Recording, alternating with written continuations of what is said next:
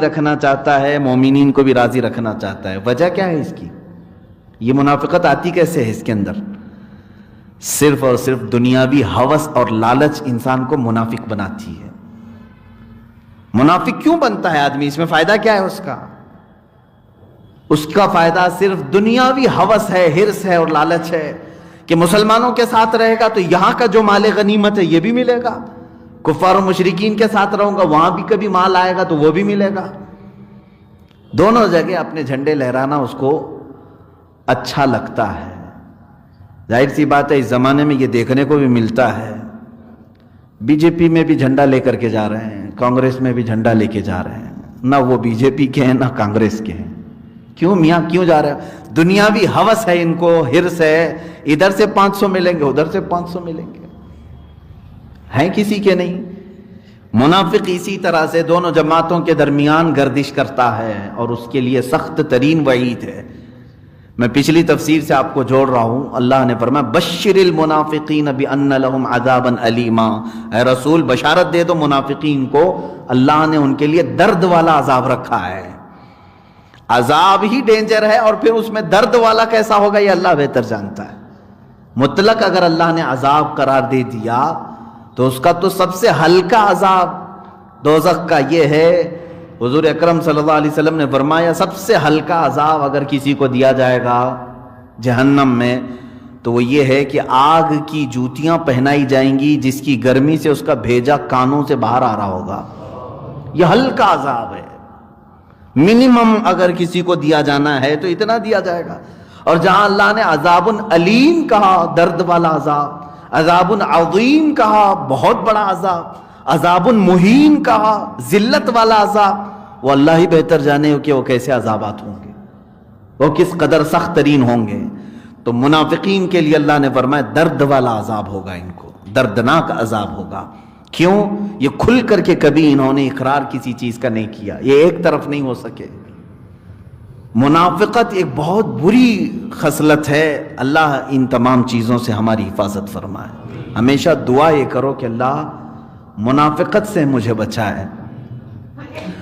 یہ چیز اب کے زمانے میں ہم کسی کو منافق نہیں کہہ سکتے، یہ بھی بات میں نے بتایا تھا، کیونکہ نفاق دل کی کیفیت کا نام ہے۔ منافق جو ہوتا ہے وہ دل سے ہوتا ہے، اندر سے ہوتا ہے، دکھتا نہیں، کسی کی پیشانی پر لکھا ہوا نہیں یہ منافق ہے۔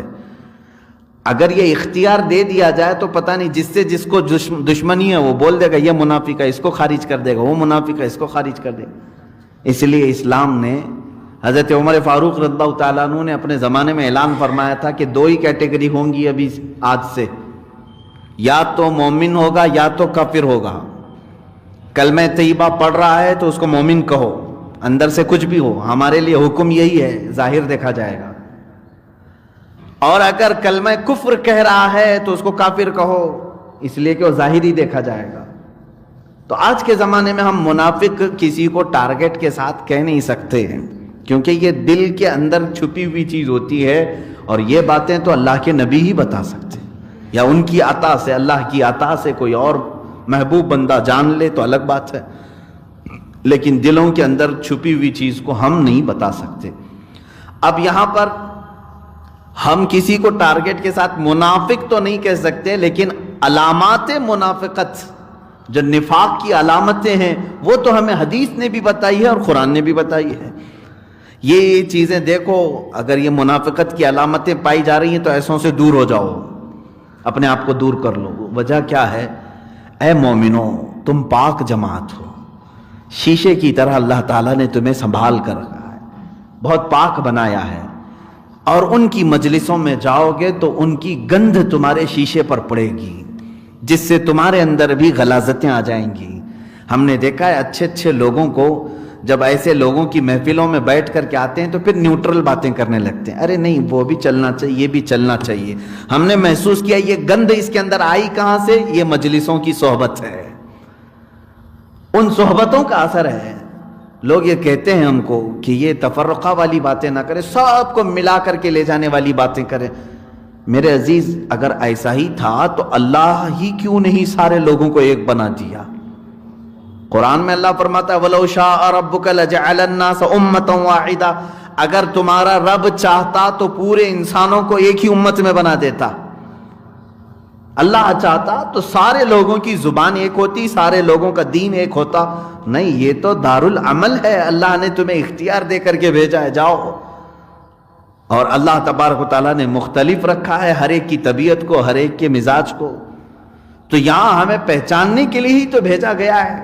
اگر ہم پورے ریڈی مومن ہی آ جاتے دنیا میں تو پھر ہمارا امتحان کس بات کا تھا؟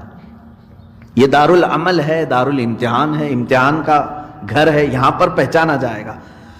اب منافقین کی جو صفات ہیں وہ بہت ساری ہیں, اس میں سے چند یہ ہیں. میں نے پچھلی تفسیر میں بھی آپ کو بتایا تھا کہ ان کو بعض بزرگوں نے چوہے سے مشابہت دی ہے, چوہے سے ان کی مشابہت دی. منافق جو ہے چوہے کی طرح ہوتا ہے. کیا کرتا ہے؟ تمہارے گھر کے اندر ہوتا ہے, تمہیں معلوم ہی نہیں پڑتا, اور کاٹتا ہے مین چیزوں کو. کبھی کرنٹ کی تار کاٹ دیتا ہے, کبھی گیس کے پائپ کو کاٹ دیتا ہے, اور کبھی جو ہے چاول کے تھیلے کو کاٹ دیتا ہے, جو تمہارا کھانے پینے کی چیزیں اس کو خراب کر دیتا ہے. بڑے بڑے نقصانات کرتا ہے, چھوٹا سا منہ.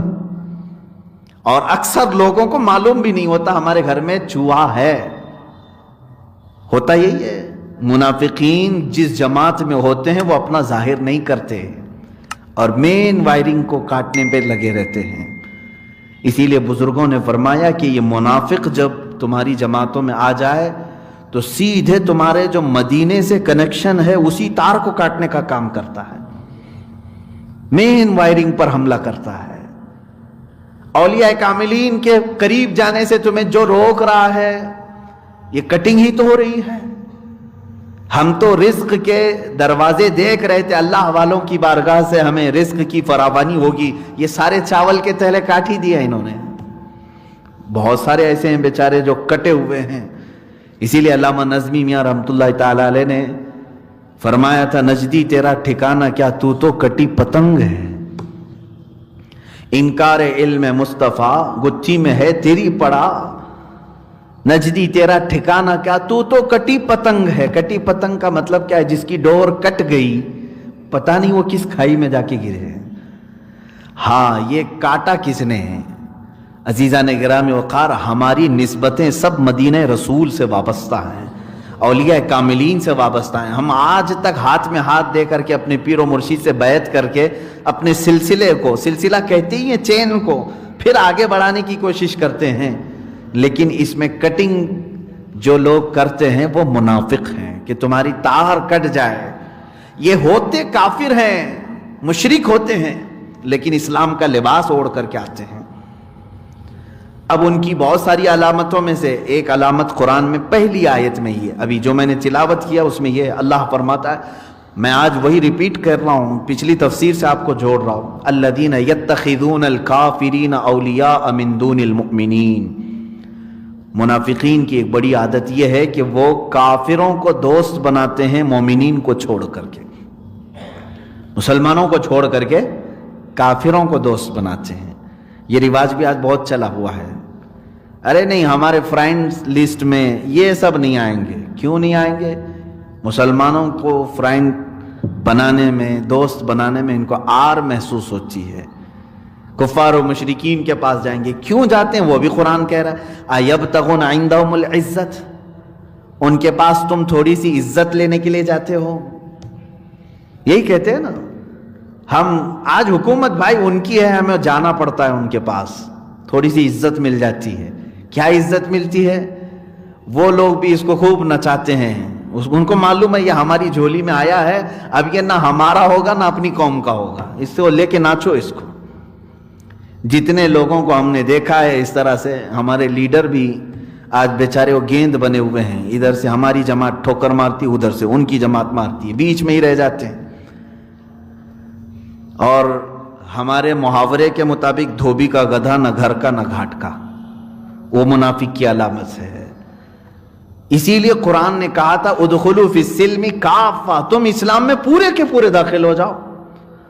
جب آج کفار و مشرکین میں ان کا کوئی بھی شخص اس طرح کے سیکولرزم میں آنا پسند نہیں کر رہا ہے, وہ پیورٹی چاہ رہے ہیں، تو تمہیں کون سی بیماری لگی ہے یہ سیکولرزم کی؟ تم بھی کامل بنو، تم بھی کامل مومن رہو، کامل مسلمان بن کر رہو۔ اور میں یہ بات نہیں کہہ رہا ہوں، ہندو آج جو بات کر رہے ہیں اپنے دین کی وہ اچھی بات کر رہے ہیں، ٹھیک ہے، ظاہر سی بات ہے، اگر وہ ہندو ہیں تو پورے ہندو ہی ہونا چاہیے ان کو، اگر کوئی سکھ ہے تو اسے پورا سکھ ہی ہونا چاہیے، ٹھیک ہے۔ تو میں یہ تو بہتر سمجھتا ہوں، کم سے کم وہ اپنے دھرم کا تو ہے، ٹھیک تو ہے۔ لیکن میں یہی چاہتا ہوں کہ اے مسلمانوں، تم بھی اپنے دین میں کامل ہو جاؤ، تم بھی اپنے اسلام پر یقین رکھو اور تم کامل ہو جاؤ۔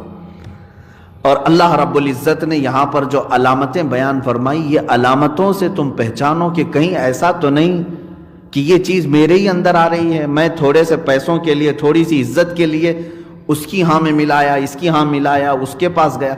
کبھی کبھار تو میں نے دیکھا ہے کہ ایمان بھی چلا جاتا ہے لوگوں کا، کیونکہ دوسروں کو راضی رکھنے کے لیے وہ اپنے خدا کو چھوڑ کر دوسرے خدا کے سامنے جھک بھی جاتے ہیں۔ ہوتا ہے ایسے، کہتے ہیں نہیں یہ سب کرنا پڑتا ہے ہم کو، ہم سیاست میں ہیں، ہم کو سب کرنا پڑتا ہے۔ تو یہی تو منافقت ہے، اور تمہارے لیے میں بشارت دیتا ہوں، اللہ نے فرمایا دردناک عذاب ہے، دردناک عذاب ہے۔ اور میں نے یہ بھی بتایا تھا کہ اسلام کو سب سے بڑا نقصان اگر کسی سے پہنچا ہے تو منافقین سے پہنچا ہے۔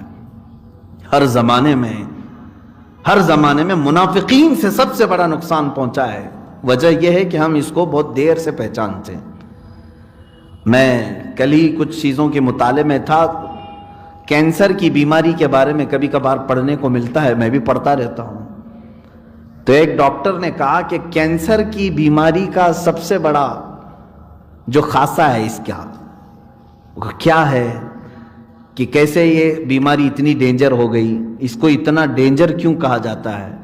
اس ڈاکٹر نے کہا کہ اس کی سب سے بڑی چیز یہ ہے کہ یہ لاسٹ سٹیج تک جلدی پہچان میں نہیں آتی، کسی ڈاکٹر کے معلوم نہیں پڑتا۔ اگر یہ معلوم ہو جائے تو شروع ہی میں ہم علاج کر دیں گے۔ یہ فرسٹ سٹیج میں، سیکنڈ سٹیج میں، تھرڈ سٹیج میں جا کر اکثر کو معلوم پڑتی ہے، کسی کو ریئر ہے سیکنڈ سٹیج میں معلوم ہوا، علاج ہو گیا تو ہو گیا، لیکن 98% اس کا علاج نہیں ہوتا، 2% صرف امید ہے کہ وہ ہاتھ میں آ جائے۔ کیوں؟ یہ ڈینجر اس لیے ہے کہ آخر وقت تک کینسر معلوم نہیں پڑتا۔ بڑے بڑے ڈاکٹرز کا کہنا ہے پیٹ میں درد رہا، اس کو چورن کھا کر کے، بد ہضمی سمجھ کر کے چلاتے رہے، بہت دنوں کے بعد پتہ چلا کہ نہیں یہ تو کینسر تھا۔ بہت ساری ایسی چیزیں ہیں۔ سیم یہی چیز منافقت کی ہوتی ہے، ہماری جماعت میں ہم پہچان ہی نہیں پاتے، اس کو چھوٹی موٹی وارداتیں سمجھتے رہتے ہیں، لیکن بعد میں جا کر پتہ چلتا ہے یہ تو ہماری جماعت کا کینسر تھا۔ ترکی میں ایسے ہی ہوا،